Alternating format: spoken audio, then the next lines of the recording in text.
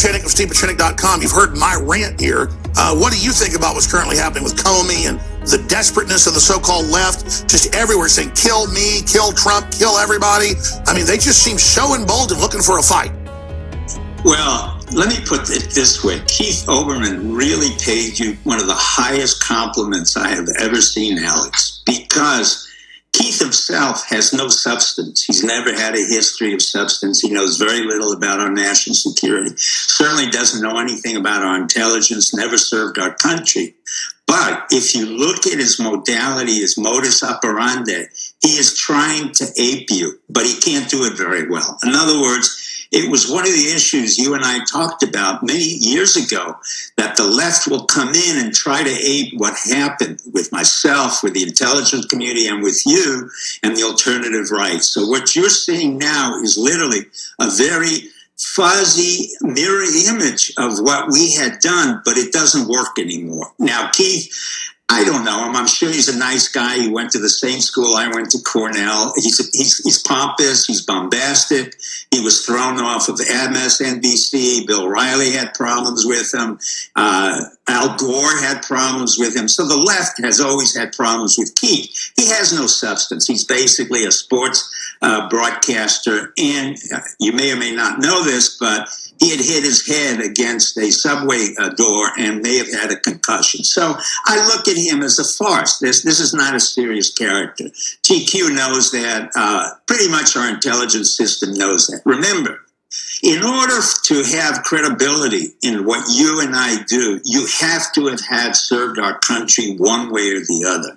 In your case, it has been the consistency and the fortitude to remain in your place and what you have done for 20 years. I'm not, blowing sunshine here. I'm just telling you why it is that they're having a very hard time trying to displace you, me, or even Trump.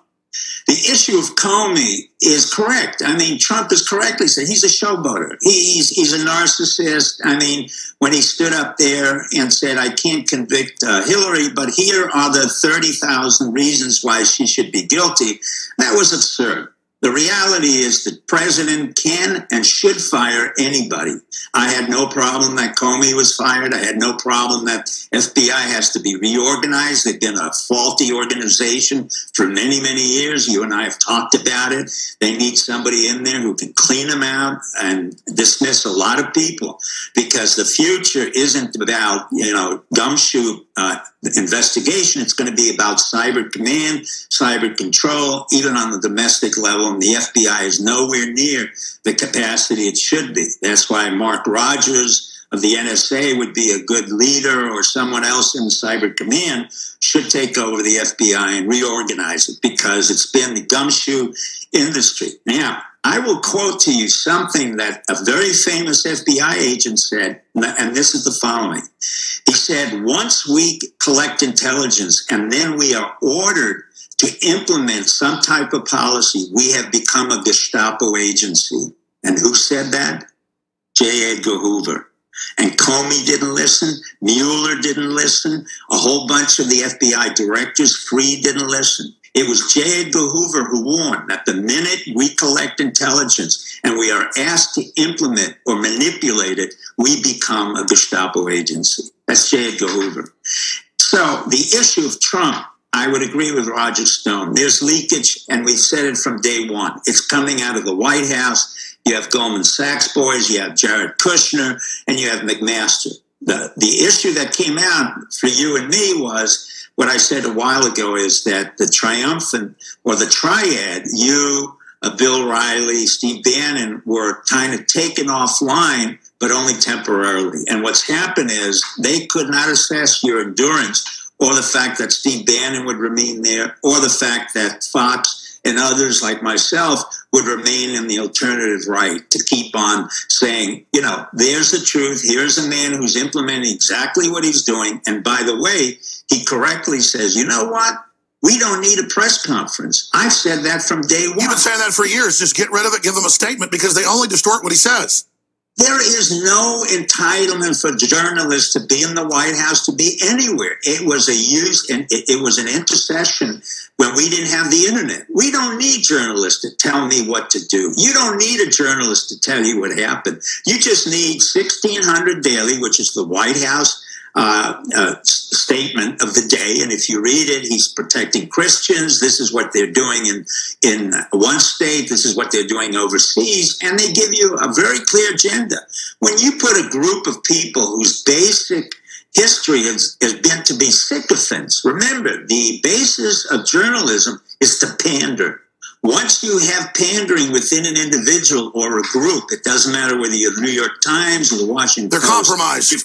They're compromised. So from day one, my background used to be in disinformation. A journalist would call me up. I never forgot it. At one of the regime changes I had, I told him exactly what he wanted to hear. And then 10 years later, I contradicted him because that was the ability for me to manipulate the press. The press is just an entity very easily manipulated.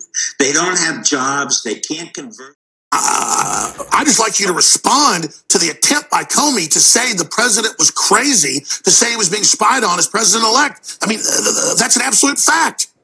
Well, that's not the issue. The issue is Comey from day one. I wrote a blog, which I had sent to you, but it was on my blog site in December of 2015, saying that the entire election will depend on Comey. And we were right. But what I didn't add, and I added it afterwards, was Hillary's downfall was not just her own incompetence and the incompetence of the left. It was one individual who I have tracked for 20 to 30 years, and I knew he would never fail to undermine Hillary. And that individual is named Bill Clinton. Oh, yeah. The day he walked over to Loretta Lynch, I said, right on, brother. You just screwed your wife for the 30th time in your entire career. The minute he walked into Loretta Lynch, I knew Comey would have to address this issue because that was his boss. And you and I talked about it. I said, she will go down. Comey will go down. The Clintons will go down. That was the key moment I was waiting for. I think Comey overall was just a very, very weak person. Comey was a panderer. I mean, he came out of a major law firm in Washington, D.C., where he worked with a lot of the other lawyers who had worked for Hillary Clinton. I've talked about it. This is part of the Washington set. So what Comey is going to do right after this, and showboating, he's going to go to one of the publishers, or he's going to go to Bennett, who's a very good agent. Bennett, he's a lawyer in Washington, D.C. He has the Clintons, he has Cheney. He will get a huge book contract for millions of dollars, and that's the end of Comey. The reality is the FBI has been an organization that's been out of control for a long time. Remember what happened in the Boston bombing, what happened with the Muslim psychiatrist who basically threatened to kill people in Fort Hood. The FBI had information on it. They never acted on it. What they need is a cleansing, like the CIA. And why didn't they act for 2 years when that guy was emailing people and telling folks he was going to kill a bunch of people? They didn't do anything. Why? Because they're incompetent. The ability to do something like you and I is a very simple issue. You, like many people on the alternative right, you and I, it's not that we're smarter, it's that we're willing to take calculated risks when nobody is in the arena. And when I mean calculated risks, look, in principle, you should have been thrown out of this business because of the entire problem that you had with your divorce and all that, but you didn't. You came back even stronger. And that's what we were counting on. And the same thing with you, same thing. Dr. Pieczenik, what do you think? And other comments about Trump so far? Because I know he did pretty good for a while, kind of went sideways. You got concerned. Sounds like you think he's getting back on track. That's what I've heard from the White House is that he's going to really get back on track now. Well, I think what he's doing now and he's about to do is absolutely correct. Number one, you fire ad hoc and immediately. Comey should have been fired from day one. Number two, Trump doesn't have to justify anything. And secondly, I would get rid of the press corps on every plane ride. I would get rid of the press corps in the White House. They're absolutely of no value to the Republic. Thirdly, he has people who are loyal to him but are loyal to the Republic. We're talking about the generals. We're talking about the intelligence. industry. Now, he has to start putting into place the infrastructure issue. One of the things that I'm most concerned about, even though our economy went up, is that we don't stagnate on growth. We have to have a greater growth than 2% GDP. And one of the reasons for that is that it will justify the Trump approach to the Republic. And once we can grow even more so than Europe, which is going to fail now because of Macron, who's a young kid, they want this young kid who's been in politics and basically is a Euro specialist. They're not going to go anywhere. So America becomes even more powerful. We don't have to get into conflict with North Korea. So we're really in a flux right now where everybody should be rooting for the economy, but they're not. You agree with that statement?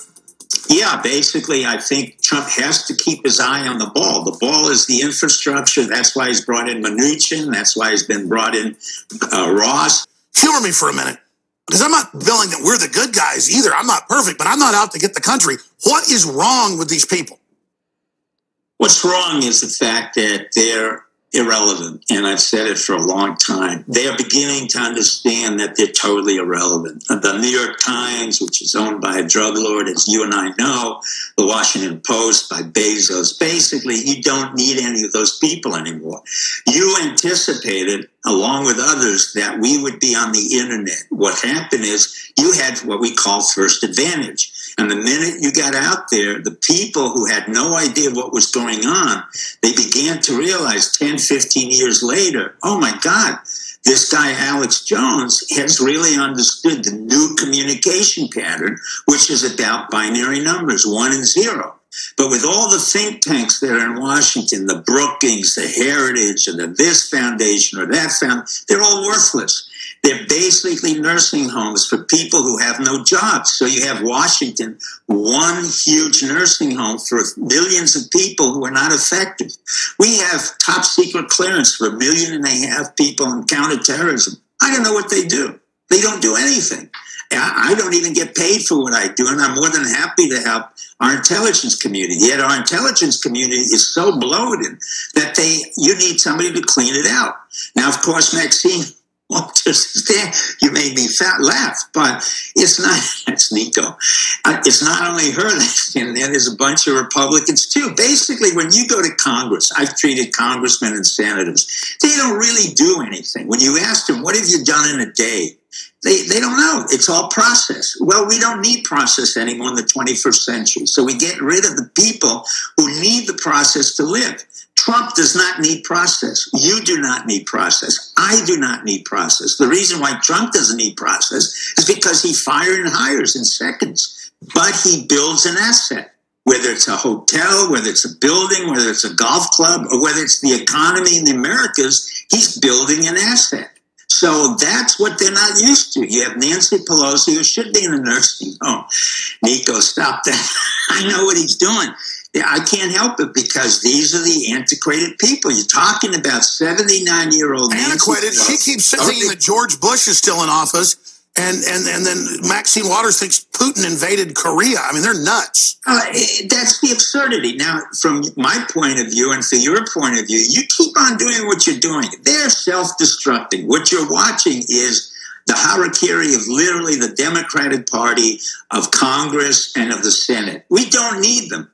Trump realizes with executive orders we can move this whole country forward. And at the same time, Trump had delegitimized Obama, who came out of nowhere, has no history, accomplished absolutely nothing. So you think right now they're going to be unsuccessful bringing Trump down? Totally unsuccessful. There's not going to be a turnaround on Trump. He can do what he wants. Basically, I would advise him to get rid of the Jared Kushners and the Goldman Sachs boys, but get rid of the press. He doesn't need all that nonsense. All he has to do is constantly sit down, evaluate the problem, implement a solution, and he will do exceedingly well.